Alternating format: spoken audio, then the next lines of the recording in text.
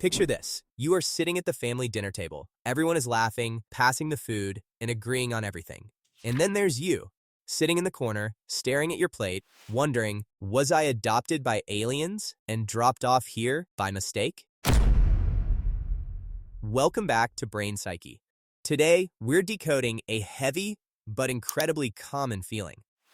Being an outsider in your own family. You know the feeling. You are the black sheep. The weirdo. The one whose life choices, opinions, and even fashion sense make your aunts and uncles whisper at weddings. If you've ever felt like you speak a completely different language than the people who share your DNA, grab a snack, get comfortable, and let's talk about it. Because today, we are going deep. First things first, how do you know you are the outsider? Let's do a quick checklist. See how many of these you relate to. When your family talks about politics, society, or what you should do with your life, you just smile, nod, and mentally plan your grocery list. Because you know, if you open your mouth and share your actual opinion, it's going to start World War III. You are in the family WhatsApp group, right? But you only reply with a thumbs up emoji or a happy birthday. Once a year, you watch them send 50 messages a day, and you just keep your phone on mute. You try to explain what you do for a living, or what your passions are, and they look at you like you just spoke an alien language. Oh, so you make the internets? Is that a real job? When will you get a government job?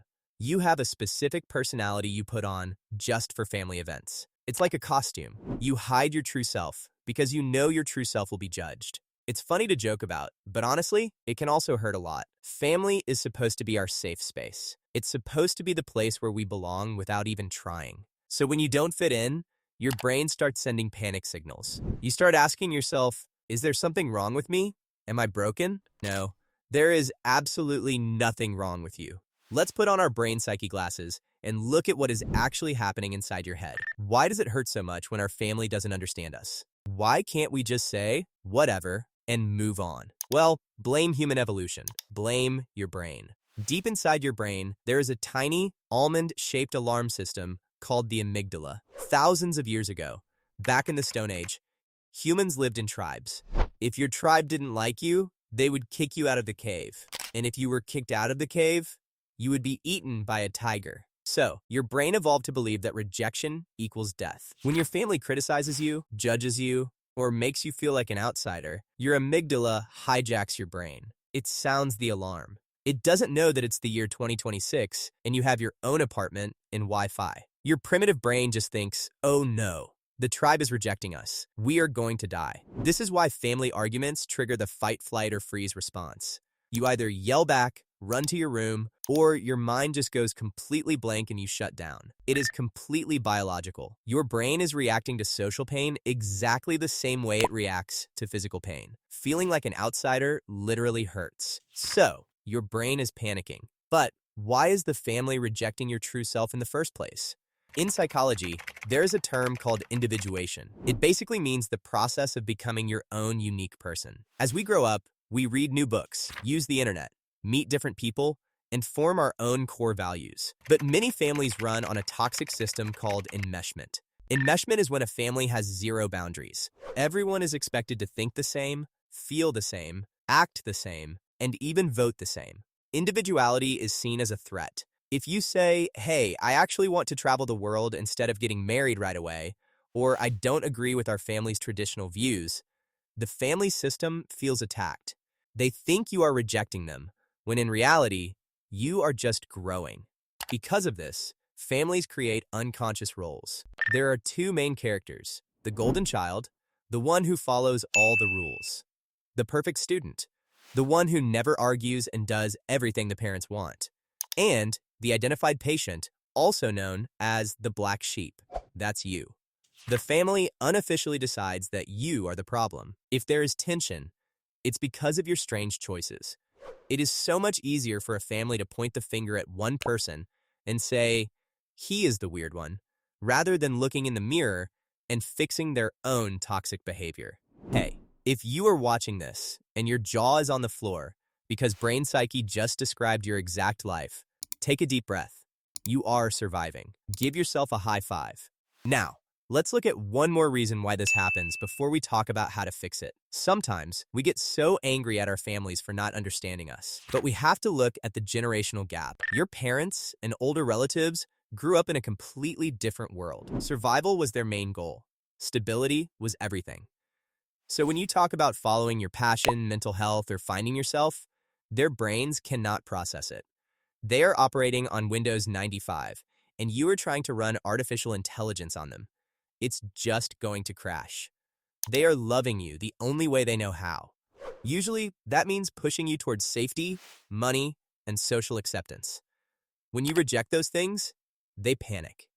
Recognizing this doesn't mean you have to accept their bad behavior, but it helps you feel less angry. It's not that you are weird, it's just that you are from two different eras of human history. Okay, you feel like an outsider. You understand the brain science and the psychology now. So, what is the solution? Do you yell at them until they finally understand you? Do you run away to a remote island? No. Here are 3 practical, brain-friendly steps to handle this. Step 1. Practice radical acceptance. You have to accept reality. Stop waiting for the day your parents or relatives will suddenly wake up and say, "Wow, you were right all along. You are so smart." It might never happen. You cannot control their minds, you can only control your reaction. Mourn the fantasy of the perfect movie family and accept the real, flawed family you have. Step 2. Use the gray rock method. This is a famous psychological trick. When your family member asks you an annoying question just to start an argument, become as boring as a gray rock. For example, if your relative says, "Why are you still doing that silly job? You are wasting your life." You say, "I'm doing fine. Thanks." Don't give them any emotional reaction. If you don't give them drama, they will get bored and leave you alone. Step 3. Build your chosen family. This is the most beautiful part of being the black sheep. Because you don't fit into your biological family, you are forced to go out into the world and find your people. Your biological family gave you your DNA, but your chosen family, your close friends, your mentors, people who share your passions, they give you your soul. Look for people who speak your language, who laugh at your jokes, and who never make you feel like an alien. Being the outsider in your own family is a lonely experience. There is a real sadness that comes with it. And it's okay to feel that. But I want you to look at it from a different angle today. Being the black sheep doesn't mean you are broken. It means you are brave. It means you chose authenticity over pretending. You chose to break old cycles instead of just repeating them to keep the peace. It takes a massive amount of strength to stand alone, and your brain is growing stronger, more resilient, and more empathetic because of it. So next time you are at that family dinner, eating quietly while everyone argues about something you don't care about, just smile to yourself. You know who you are, and that is a superpower. Thank you so much for joining me today on Brain Psyche. Leave a comment below.